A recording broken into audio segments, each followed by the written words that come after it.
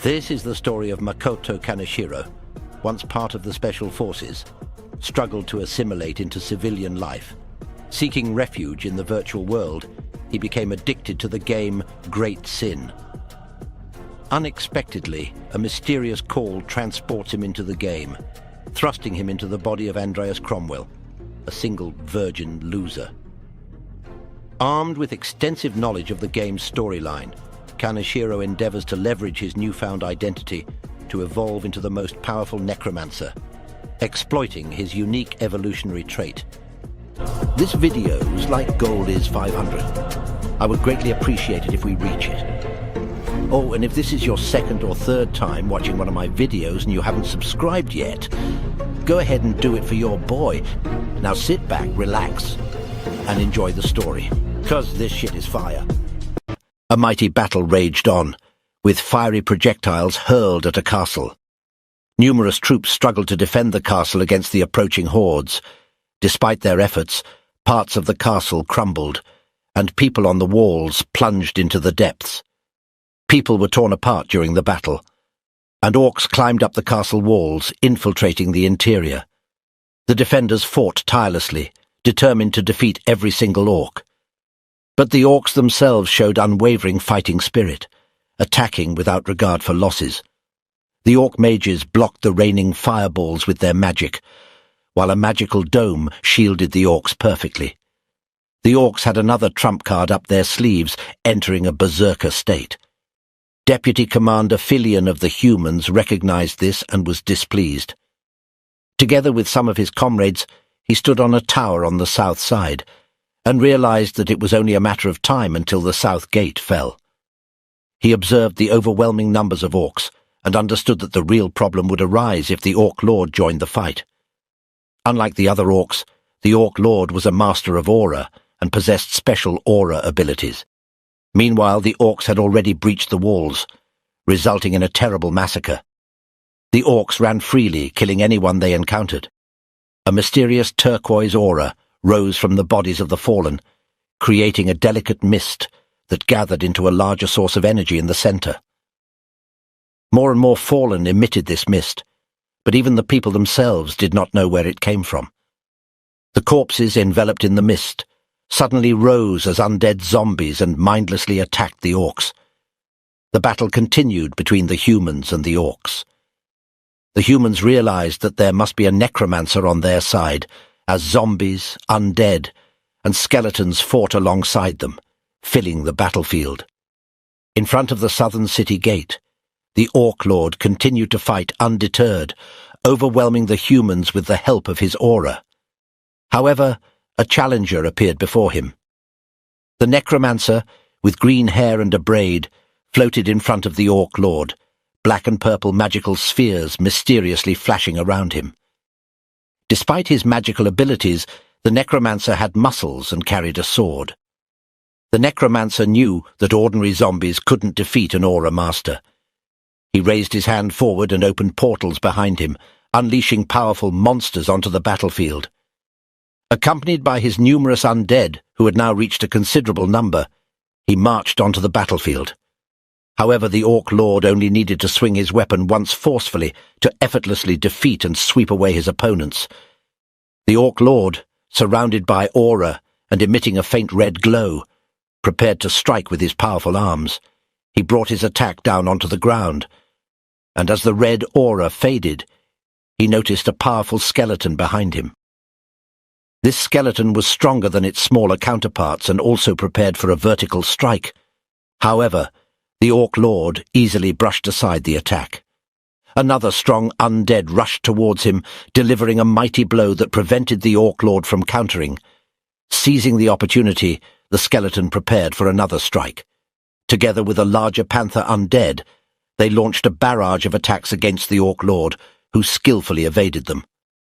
Suddenly, the panther saw its chance and dealt a tremendous blow to the Orc Lord, sending him flying backward.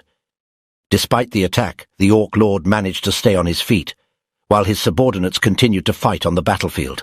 The Necromancer, wielding his sword before the gates, impressed the observing humans. They couldn't believe that a necromancer possessed such excellent sword skills. He and his subordinates showcased their prowess on the battlefield, with the giant crushing opponents with brute force, the elf piercing enemies with dark lightning, and another follower shattering enemies and paralyzing them before delivering a finishing blow with his axe. The surviving humans were astonished by the spectacle before them. They realized that a single man with his abilities had turned the tide of battle and showed them a path to victory, even if he employed forbidden magic from the Empire. Compared to the Necromancer's creatures, the humans seemed tiny. The Orc Lord admitted that he never expected ordinary corpses to corner him like this, and grinned.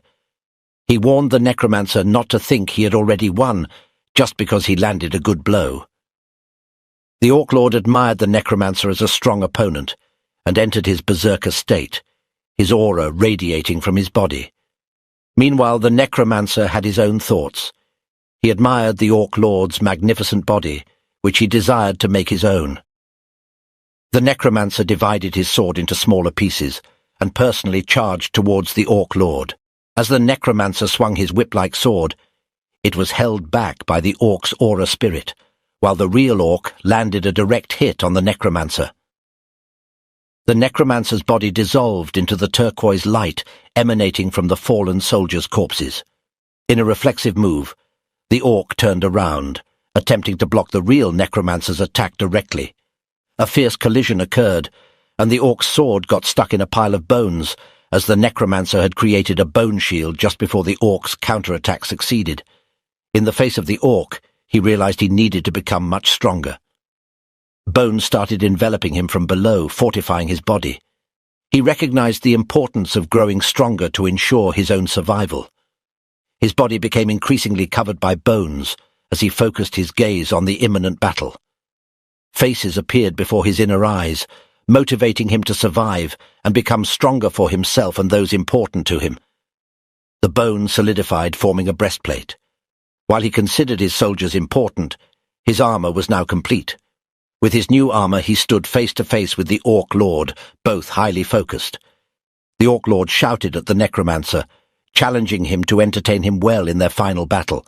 The Necromancer charged forward, astonishing everyone with his tremendous speed. He pushed the Orc Lord back excellently and became even faster. His sword ignited during the attacks, further increasing his striking power.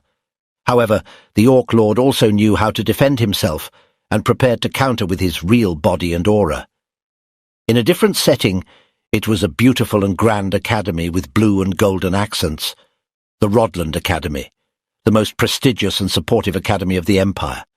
Among the students, there were some who were not acknowledged. In a secret room accessed through special portals, Andreas conversed with an elderly man. In this room, there was a barrel of water, and many corpses hung from the ceiling. Andreas apologized for not remembering where he had placed the body he had been working on last week. The older man walked through the room, passing numerous tables where other undead lay undergoing experimentation. He expressed disappointment with Andreas for not remembering the body's location. In these secret rooms, Andreas and the older man studied the forbidden black magic of the Necromancers. They had to keep their activities secret, as being caught would result in immediate execution. Andreas picked up a large bottle full of blood and carefully poured it on the floor, using it to trace a magical circle around a corpse. The older man instructed Andreas to take a step back as he began the ritual. Holding a small skull in one hand, he placed his other hand above the blood-smeared magic circle. They both enveloped themselves in a turquoise mist. Andreas, too, surrounded himself with the mist, which had spread throughout half of the room. The corpse within the circle rose but let out a scream, indicating another failure. The older man concluded it was enough for the day and made notes of the experiment, suggesting they clear their heads. Andreas, however, felt that he hadn't learned anything new and was disappointed with the day's lesson. As he cleaned the floor illuminated by a torch, he contemplated the dangers of what he was doing. Despite the risks, he couldn't simply quit. He looked at a few books on a shelf, realizing this was the only place where he could read books about dark magic in peace. He apologized once again to the older man for taking so long to clean up. The older man questioned how Andreas would manage everything on his own if he already needed half a day to clean up.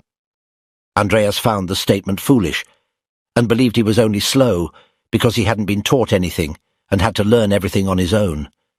However, the older man continued to nag and harass Andreas, stating that he wouldn't tolerate any more mistakes. Andreas replied that he would do his best to satisfy his master. The teacher continued the conversation and mentioned that he didn't know if he could rely on him, but he would give him another chance. He ordered him to go to the Binholds National Graveyard and get him another body. He also reminded Andreas that he was the one who had taken him in as an orphan. For this reason, the teacher believed that Andreas always had to prove his worth, anywhere and any time. If he failed to do so, he knew exactly what would happen. Emotionlessly, Andreas looked at his teacher and knew that he would then become one of his experiments. The teacher then ordered him to go and not waste any more time. Immediately Andreas set off. As he opened the door to the corridor, he encountered other students and realized that his teacher hadn't even given him the money for the trip to the graveyard. He looked at the other students, and they also saw Andreas, surprised that he was still at this school. He quickly pushed through the students and told them that he wasn't just some object to be stared at. Andreas wasn't thrilled with the current situation, but he also didn't know how to escape from it. He was in the 3rd year of the magic department at the academy, but unlike his classmates, he was a talentless heap of garbage. As an orphan from a fallen family, he tried to gain the favor of the strong and defeat the weak. He was the worst kind in the academy, a villain. As a 3rd-year student, no one wanted to associate with him. But even though he didn't really want to, he had to continue living as Andreas Cromwell. In reality, he was Makoto Kaneshiro, and he found himself in the world of great sin. Originally, he was a member of the Special Forces who couldn't accept life as a regular citizen. The only thing that provided him solace in the normal world was great sin, a video game. He immersed himself so deeply in the game that he forgot everything around him. After finally completing the game after 12 weeks, he received a call from a mysterious voice that knew his real name and possessed detailed information about him and his gaming habits. He quickly shut down his computer, but without realizing it, he became a character in his own game. 6 months before the actual main story begins, he became Andreas, a character who is always pursued by the shadow of death. Andreas further explained that all the characters in the game had to participate in the same event. They would discover the identity of his teacher, Sharon, and kill him together with Andreas. This made Andreas realize that he needed to find a way to distance himself from Sharon before the main story began. The thought of not being able to escape the characters haunting Andreas as he looked at the academy. He wondered if he could really make it. Sitting on a bench, Andreas realized that he had no choice but to become stronger before the scenario began. The only thing he could rely on were the special character traits he had acquired while playing. Determined, he stood up and set off on his journey. In doing so, he thought about one of the traits that had been random, and he had received, the dual-core trait. This allowed him to learn and perfect both magic and sword fighting. He realized that he already had problems, and doubted that he could survive if he focused only on one of the two abilities. Learning both in such a short time seemed nearly impossible. He continued on his way, contemplating that he had to rely on the other character trait he had chosen for now. He looked at his hand adorned with a ring and realized he had no other choice. He had to choose a trait that best harmonized with his necromancy. Determinedly, he clenched his fist and prepared to select a character trait. In front of him appeared a red system window for the first time. Andreas looked at the selection of character traits and was astonished by the many possibilities open to him. At first glance, he saw some traits that didn't harmonize with his necromancy at all. Thoughtfully stroking his chin, he considered which trait he should choose. He wanted to focus on one he had never seen before. He was certain that among all the traits, there had to be a good one for him. Amidst the search among all the possible options, he caught sight of the evolution trait, Surprised. He pondered the potential possibilities. Evolution described a phenomenon in which living organisms could reach a higher level. Andreas had never seen this trait before, and it seemed to offer exactly what he needed most urgently now. He desperately wanted to find something that would allow him to grow quickly and leave the others behind. He didn't want to think any longer about what if, and ultimately chose this trait. Andreas had made his decision and looked down at the city at the foot of the academy. The system window confirmed his selection before disappearing. Now he saw the possibilities that this character trait could bring him. He looked at himself, his panther and the skeleton zombie, his fairy and titan, as well as a gigantic skeleton dragon. In that moment, he made up his mind to conquer this world as Andreas. The story of Andreas continued in the Maple Leaf Dormitory of the Golden Academy, which could be used by the students free of charge. It was an old, beautiful building that may not have looked as luxurious as the academy itself, but was still well maintained. Andreas was a very minor villain in the actual game, and now that one was stuck in his body, they realized how weak he truly was. Sitting on his bed, he looked outside, contemplating how he could barely manage basic elemental magic. Therefore, his abilities as a necromancer were the only thing he could rely on. That's why he had chosen the evolution trait to further support and expand his necromancy. Andreas stood up, grabbed his cloak, and decided to make a quick detour to the underground laboratory before continuing his mission and going to the cemetery to fetch a new body for his teacher. He couldn't afford to waste any more time. He was determined to become stronger as quickly as possible, not just for the next event, but also to be better prepared, as there were many characters who could kill him besides his master. He walked through the door leading to the underground laboratory and glanced at some books with unusual titles. These books were meant to teach him black dark necromancy. Andreas knew that if he were to be discovered with just one of these books, it would mean instant death. However, he also knew that something else could mean his immediate demise, and he looked back into the lab where a person was caged. It was a semi-naked woman with red-orange hair, bound to the wall. Inside the cage, Andreas knew she was a vampire. Vampires in this world were unaffected by sunlight and could also wield very powerful magic. They were not a species that Sharon could easily obtain.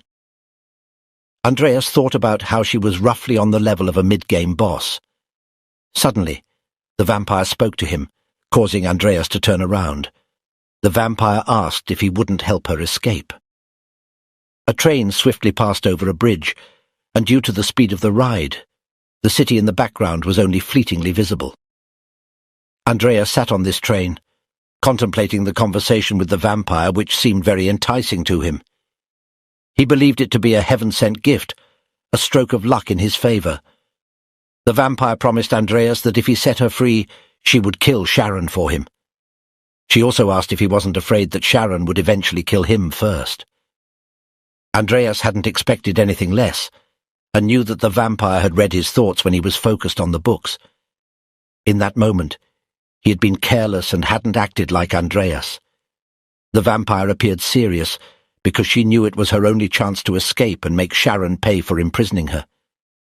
Andreas told her that if he set her free, there would be no guarantee that she wouldn't harm him as well. In response, she swore not to kill him, repeating this a few times but with a sly grin on her face. Andreas wondered if a high-ranking being like a vampire would keep promises made to mere mortals. He looked down at her, incredulous, questioning whether he should really believe her. Additionally, Andreas pondered if it was too soon to betray his teacher directly, and if it could cause further problems in the current timeline. The vampire, on the other hand, told him that there was no time to consider the matter, but urged him to set her free now. However, Andreas wanted to conduct further research to learn more about vampires. He knew that there was a book about them somewhere. The train continued its journey and passed through a tunnel. Meanwhile, the next stop, the National Cemetery with Hearthfell Station, was announced. Gasping for breath, Andreas dragged a suitcase behind him as he walked the final stretch to the cemetery. Completely out of breath, he realized that everything would be easier if he had money. But for now, He had to rely on his physical strength and hard work. He looked at the entrance gate to the cemetery, knowing that it was where all the black mages obtained their corpses. Andreas spoke to the guard watching the gate, claiming that he came from Jenny's house and was the third grandson. The guard asked if he had brought flowers. Andreas confirmed this and said that he had brought 13 azure sky irises, successfully gaining access to the cemetery. Luckily, he remembered the password from his previous game time. He continued dragging the suitcase and encountered an older man who was taking a short break from digging up a corpse. The man recognized Andreas and told him that he had perfect timing and had come at the right moment.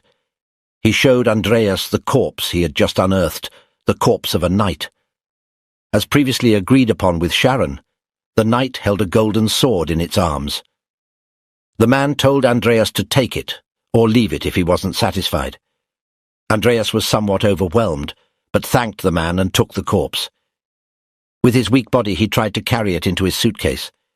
Barely managing, he was ready to head back before it was too late. But as he sat panting and exhausted over his suitcase, he noticed a grave adorned with a beautiful tombstone. Several candles stood on it, and flowers were placed as well. Andreas felt as though he had seen the name on the tombstone before, and suddenly recognized it. He also remembered where he had seen it. It was the name Michael Lifehill, and this man was an aura master. Nickel was someone who had spent years training in complete isolation to follow the path of the sword. He trained until his hair and beard turned grey, becoming a badass anime grandpa in the process. He swung his sword from top to bottom repeatedly until he was eventually able to slice through the air. However, even though he chose the path of the sword and became an aura master, he died once he achieved his goal due to old age. Originally, this was a small Easter egg.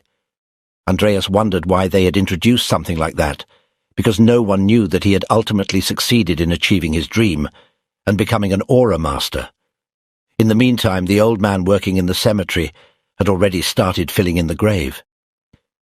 Andreas continued to think about Nickel and wondered what would happen if he managed to create a dark knight from Nickel's body. Of course, he knew that even Sharon couldn't create a first-class dark knight in the present time.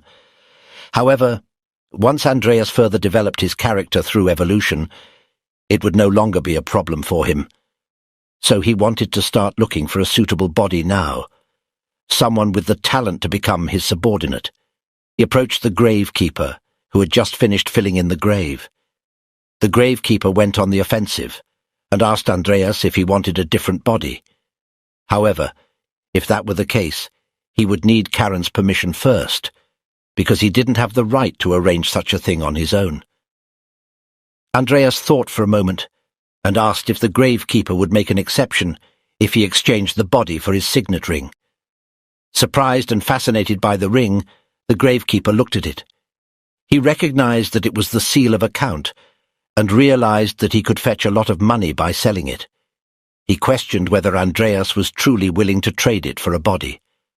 Andreas told him that he had nothing else but this old ring and that he would gladly give it away. As a mage, only the results of his experiments mattered to him. The gravekeeper, who had already made up his mind and was acting a bit hesitant, handed Andreas the ring. Andreas assured him that he wouldn't tell Sharon about it. The gravekeeper was certain that Andreas would give in, which he did, telling Andreas that he could have another body. Andreas knew that the ring was valuable, but the body meant more to him than any amount of gold. He thanked the gravekeeper and instructed him which grave to dig up.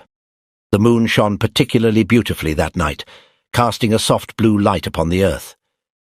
When the gravekeeper finished, Andreas opened the coffin and examined Nickel's corpse. He was glad that the clear future he had seen yesterday through his character selection was slowly coming closer, and he was taking the first steps in that direction. Once he returned, he intended to begin his Necromancer training immediately, with the images of his first subordinate in the background. Andreas still couldn't quite believe that he would soon become stronger. He definitely wanted to rely on his first subordinate. When Andreas returned to the laboratory, he had to start working right away. He placed the body he had retrieved for Sharon on a table and realized that it was an ordinary usable body. He had to take care of this body, prepare it, and be responsible for it. He knew he would be punished if anything happened to it. Around him were more experiments and individual body parts, as well as tools. Andreas wasn't very pleased that he was being ordered around immediately upon his return, but he also knew that he worked better when annoyed. He thought that his body would instinctively remember the work. He wore a leather mask and wiped the sweat from his forehead with one hand. He wanted to quickly finish the tedious work for Sharon and finally be able to start his studies. After preparing the corpse, he wiped away some blood, while quartz still hung from the ceiling above him. He thought about Nickel in his suitcase, and wondered if he would be able to use him at his level. He knew that at his level, he could only work with a skeleton. Andreas pondered whether his character trait would also affect his subordinates, but was uncertain, since he had never used this trait before. Additionally, he didn't have any money left to test it on another body beforehand. Suddenly, the chains clanged as they tensed. The vampire addressed Andreas once again, asking how long he intended to keep them waiting. Andreas looked back at the cage and replied that they weren't asleep, as he had thought. The vampire emphasized that they had already sworn not to harm him, and asked again if he wouldn't free them, and if he wanted to toil for Sharon for the rest of his life. Andreas approached the cage, standing directly in front of her. He'd been waiting for this conversation with a hopeful look. The vampire asked if he was finally sane and would finally set them free. Andreas had always wondered how Sharon managed to capture and imprison such a vampire. But as he read the book about vampires on the train, he found the answer. The vampire wondered why he had been staring at her silently the whole time and asked why he was doing that. She also asked if he still had doubts. She told him to hurry up and make a decision. Otherwise she would kill him herself, even if he freed her. Andreas said that he would free her, to which she widened her eyes. He explained that he could no longer work for Sharon. Joyfully she held out her handcuffs to him and asked if he would truly free her now. Andreas said that he would, but she would have to swear on the name of her family that she wouldn't harm him. Upon hearing this, she widened her eyes, and her body language changed. Andreas recognized from her reaction that the things described in the book were indeed true. He had read that a vampire who swore on the name of their family could not break that oath. Suddenly, Andreas also widened his eyes when the vampire agreed to his condition. She swore on the name of Lucifer. Andreas was surprised at how easily it went. The vampire swore on the name of her family. A system window opened in front of Andreas, informing him that he had fulfilled certain conditions and that the system had found a species capable of evolving. The probability of the vampire Angela becoming Angela Lucifer was currently 55%. To Angela's surprise, Andreas fiddled with something in the system window. Andreas wondered why he had the ability to evolve others as well, depending on whether they were his subordinates or not. The system window described the type of development, and that the goal could be developed to a higher level. Furthermore, it directly asked him if he wanted to develop her or not. Andreas thought about taking the opportunity before using it on Nickel to see the effects of evolution. He also thought that even if something were to happen, he wouldn't be at fault. Angela asked him what he was waiting for, and if he had deceived her and didn't actually want to set her free. In the system, he selected yes, and decided to evolve Angela. She was completely shocked, and a stabbing pain ran through her body. She screamed in pain, holding her head and falling to the ground. Andreas looked on in astonishment at the spectacle unfolding before him. Angela could hardly bear the pain and gasped in agony.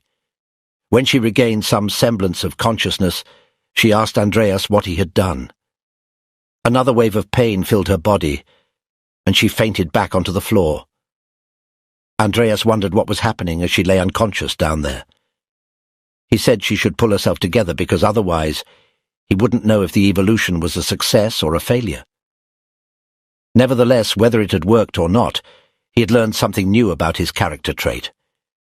If he could evolve beings that weren't his own subordinates, He could certainly evolve his own subordinates as well. He prepared nickel on a table and intended